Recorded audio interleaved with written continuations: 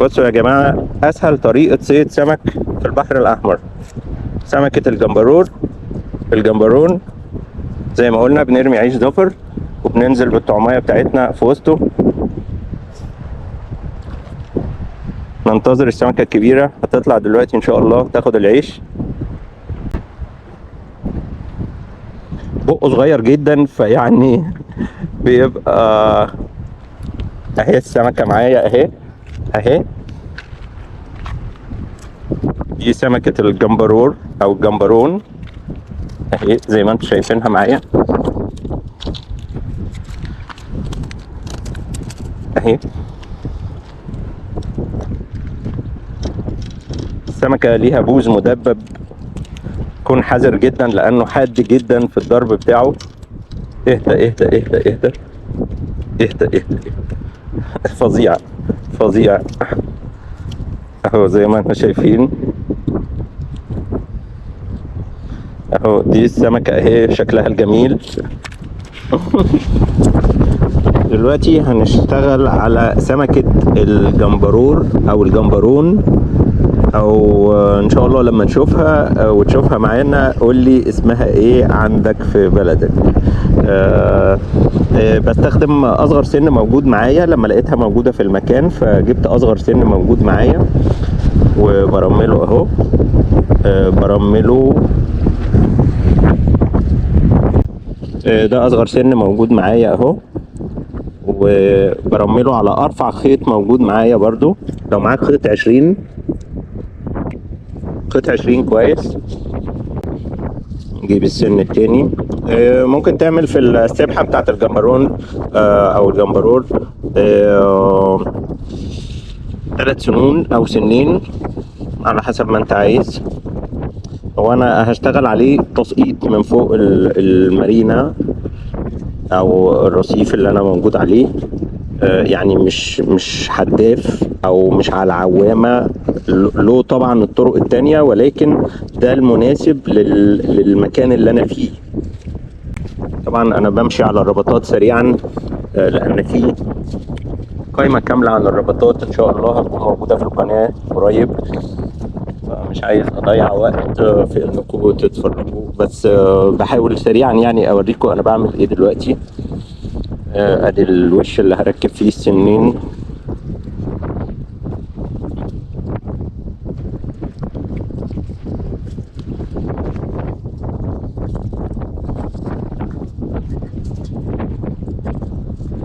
ده السن اهو اللي موجود معايا عشان نشوف حجمه.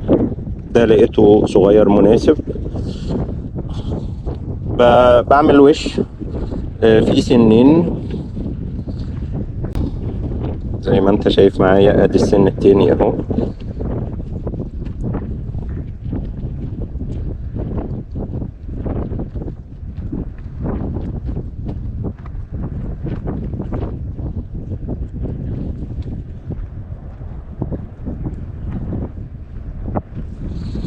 كده انا عملت السنين اهم. اقطع الزيادة. ادي السنين زي ما انت شايف معايا اهم. السنين على طرفين من الخيط. باخد سن قبل التاني واسيب بينهم مسافة مثلا 10 سنتي تقريبا، وبعمل عقدة بفوتها حلقة وبفوت منها الخيط مرتين. كده بقى عندي حلقة جاهزة اهي، وعندي سنين كل سن بينه وبين التاني 10 سنتي تقريبا. ادي السنارة معايا.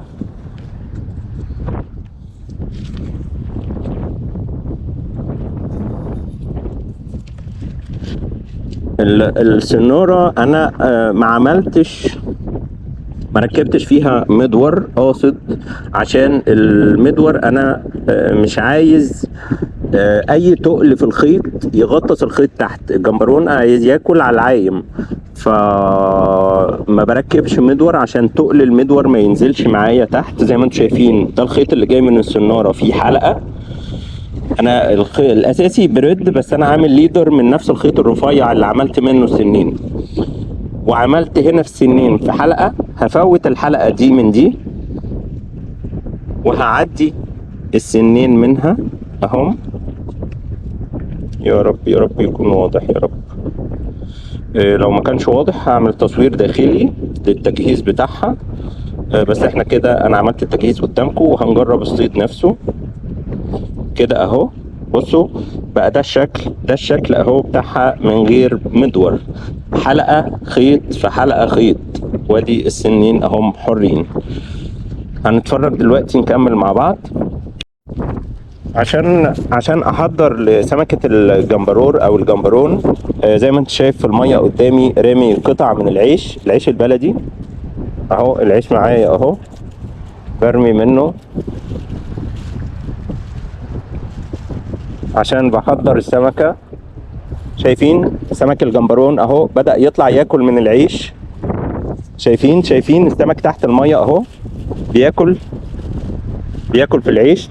اول ما شاف العيش كده انا هبتدي انزل. السيرف جه اهو، بقطع حتتين عيش وبحطهم في السن بتاعي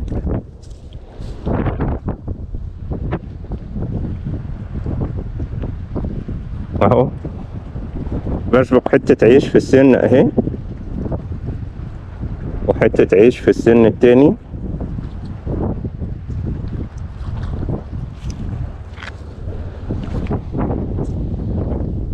وهنزل بيهم اهو زي ما انتم شايفين على وش المية اهو. العيش بتاعي بتاع السنين عايم على وش المية مش غطسان اهو. وهستنى السمكة تاكل معايا ان شاء الله باذن الله. السمك بيقرب منها اهو، من الطعمية بياكل فيها اهو اهو اهو اهو اهو.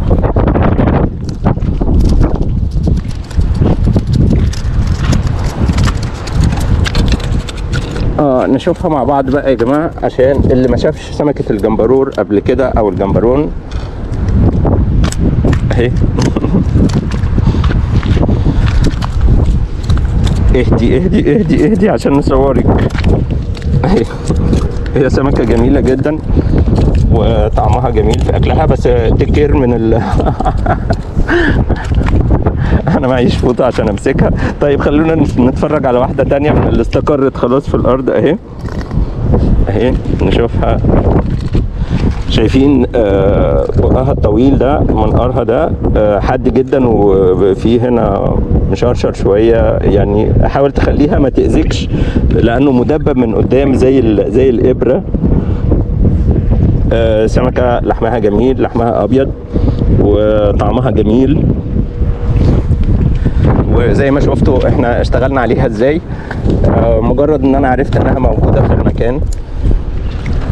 انا 3 اهو دلوقتي اهو.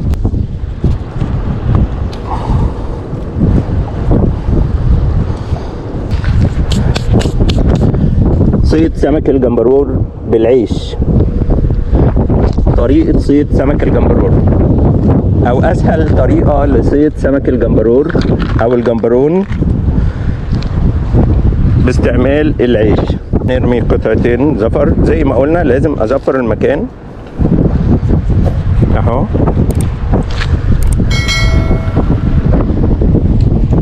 وبعدين انزل بالطعمية بتاعتي في وسط القطع الزفر اللي انا رميتها. والله حتة ما شاء الله حلوة اللي كانت طالعة دي. تعالي على عند السن. انا عامل لك هنا سن حلو ومحترم فيه قطعة عيش جميلة.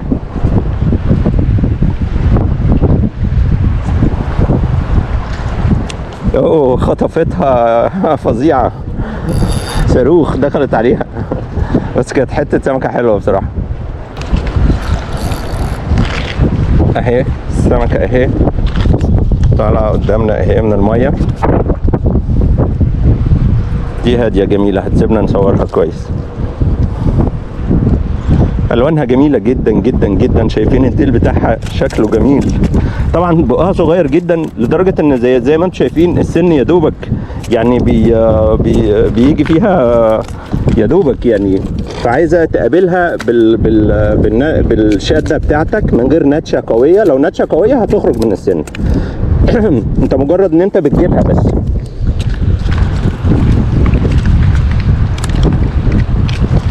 مجرد ان انت بس بتقابلها على شدتها هي وبتجيبها، لكن مش بتنتش. لو نتشت السن بتاعك هيخرج من بقها الصغير جدا ده، ومش هتقدر تجيبها بعد كده. عايز اقول لكم السرب تحت ايه. انا لو فضلت شغال كده طول النهار مش هخلص، بس انا كان كل اللي يهمني مش اني اوريكم وانا بطلع سمك، انا اوريكم ازاي انت تطلع سمك. لان زي ما قلت لك ووعدتك قبل كده، وان شاء الله لو ليا عمر هفضل اقول لك انا مش هسيبك الا وانت احسن صياد، سواء كنت بتصطاد عذب او مالح. بأقل الامكانيات معاك انت ممكن تحقق صيد.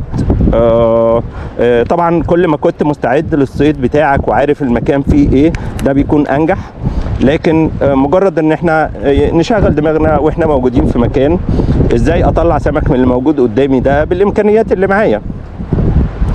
لكن لو في رايح المكان لمرة تانية، خلاص بتبقى عارف انت جاي هتشتغل على ايه ومجهز له، وجايب كل ادوات الصيد بتاعتك. ده صيد سمك الجمبرور او الجمبرون من البحر الاحمر. اهي السمكة يا حلاوتك. خدت العود مني والله. خدت العود وخدت العيش وسابتني لوحدي. السرب بيطلع ياكل شوية العيش اللي على وش المية ويختفي ينزل تحت تاني. الطعمية نازله لهم لحد عندهم. بس طبعا الاحجام الكبيره منه بتطلع لما تلاقي الطعم يستاهل وان في كثافه من الطعم موجوده. لكن لما بتبقى واحده بس كده فبتبقى فرصها ضعيفه شويه.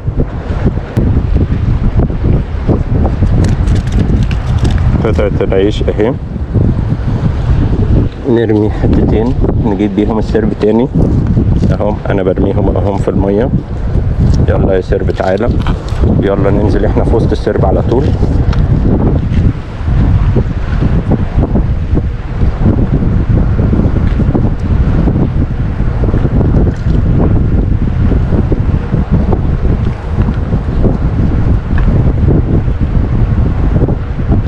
قطعة العيش الزفر بتبقى كبيرة، بتبقى ملفتة للنظر ليهم قوي ان هم يطلعوا يعني.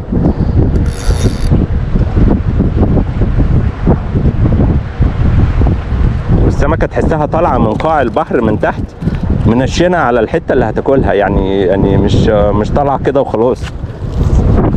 ايه هتمشوا وتسيبوني؟ الطعمية ما اتاكلتش؟ حاسس لو العيش كان طري شوية كانت هتبقى نتيجة احسن.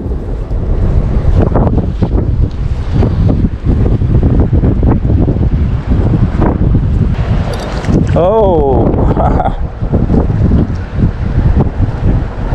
بعد ما طلعت معايا بقول لكم بقها صغير جدا، فيعني ان هي تمسك في السن بيبقى فيه صعوبة شوية. زي ما احنا شايفين في تقريبا 10 دقايق تقريبا طلعت دول. لسه السرب بيتجمع تاني. شايفين معايا بق الجمبرور او الجمبرون. بصوا بقه صغير جدا ازاي، طبعا غير البوز المدبب، بقه صغير خالص. فيدوبك السن لازم يكون سن مناسب قوي، ما يكونش سن كبير.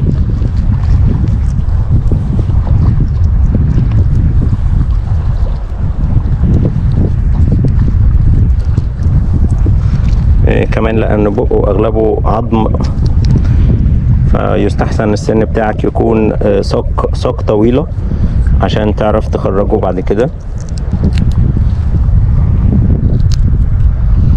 اهو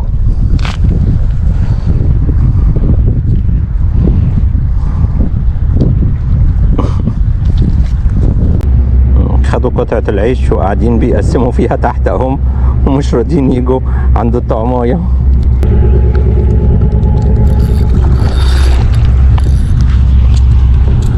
اهي طبعا بتبقى ماسكة في السن.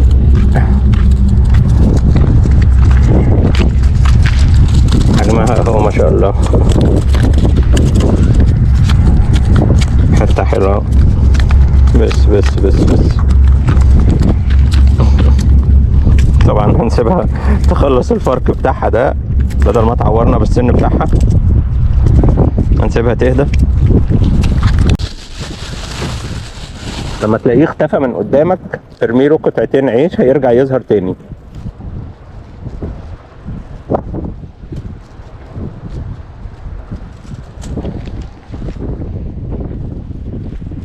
خلي الطعم بتاعك قريب من العيش اللي هو مرمي عشان يبقى فرص ان انت تجيبه اسرع.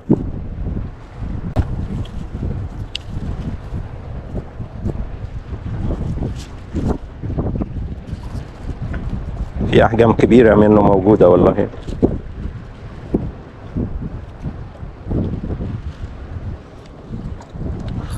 شايفين؟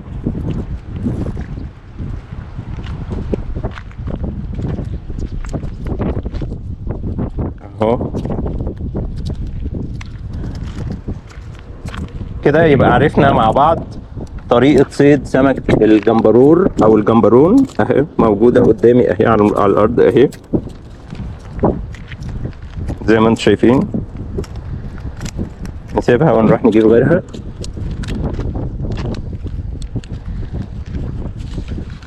عرفنا كده ازاي بحضره وازاي بطعم له الطعم. اهو انا دلوقتي بقطع قطعة الطعم اهي، قطعة على قد السن صغيرة، ما بحطش حتة كبيرة عشان ما يخطفهاش من الجنب وتخرج من السن لان هو بقه صغير جدا. ادي القطعة الثانية اهي.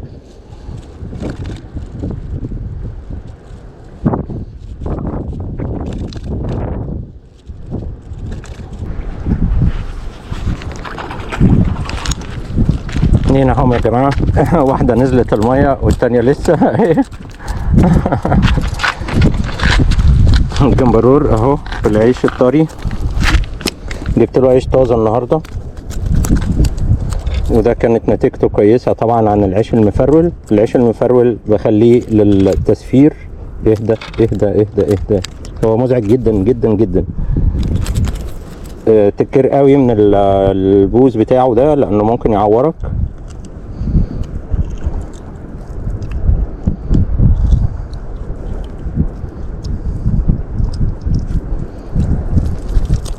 بس خلاص والله طلعت السن خلاص. كمية قشر على جسمه غير طبيعية.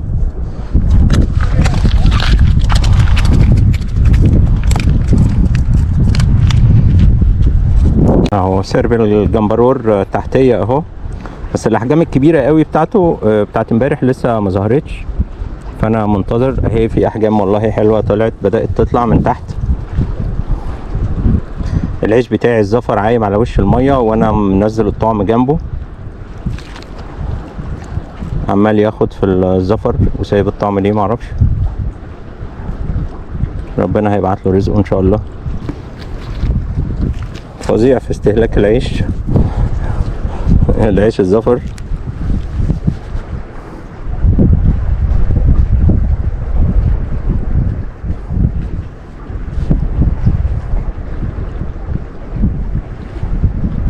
حاول تخلي الخيط بتاعك مش نازل تحت الطعمايه، يكون طاير على وش الميه عشان الخيط ما يطفشوش.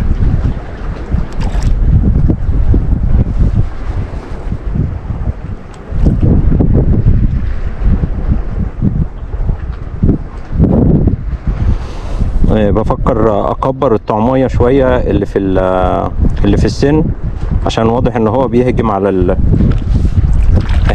اهي جت بس نزلت تاني.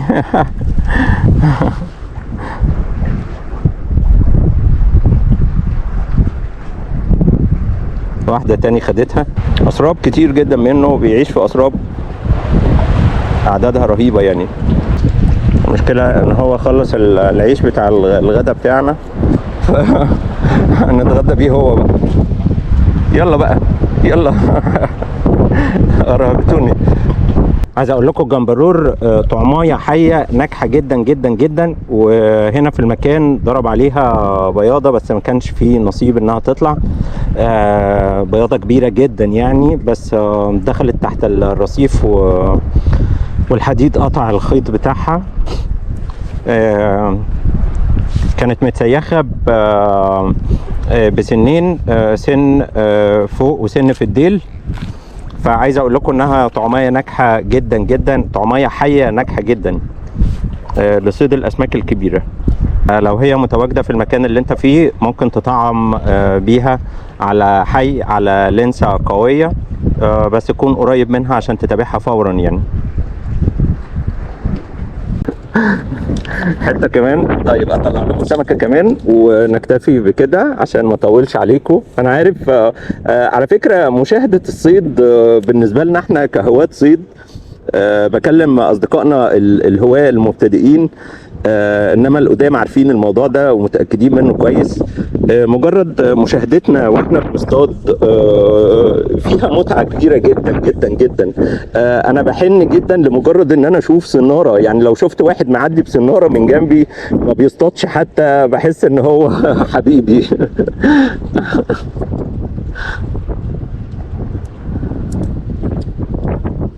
يلا بقى تعالوا عايزين نجيب سمكة عشان نفرج أصدقائنا. يلا بقى عايزين حتة حلوة كده. وزي ما احنا شفنا ازاي تشتغل عليه. خيط رفيع، ارفع خيط معاك. ما تركبش مدور، اعمل حلقة في حلقة عشان وزن المدور ما يغطسش الوش بتاعك. وش سنين، اصغر سن معاك. طبعا لو اصغر من كده ممكن يكون انجح، بس ده اصغر حاجه معايا. حبيت اعمل لكم فيديو عن اسرع طريقه صيد سمك في البحر الاحمر، صيد سمك الجمبرون باحجام محترمه منه، مش احجام صغيره، هو في منه احجام بتكون صغيره. ده يعتبر الاحجام الحلوه بتاعته يعني اهو.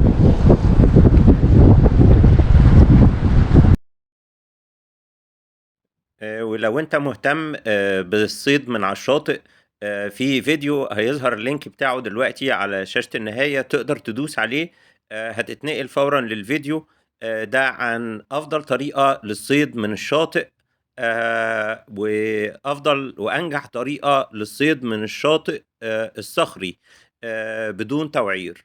أتمنى تشوفه وإن شاء الله هيكون مفيد ليك.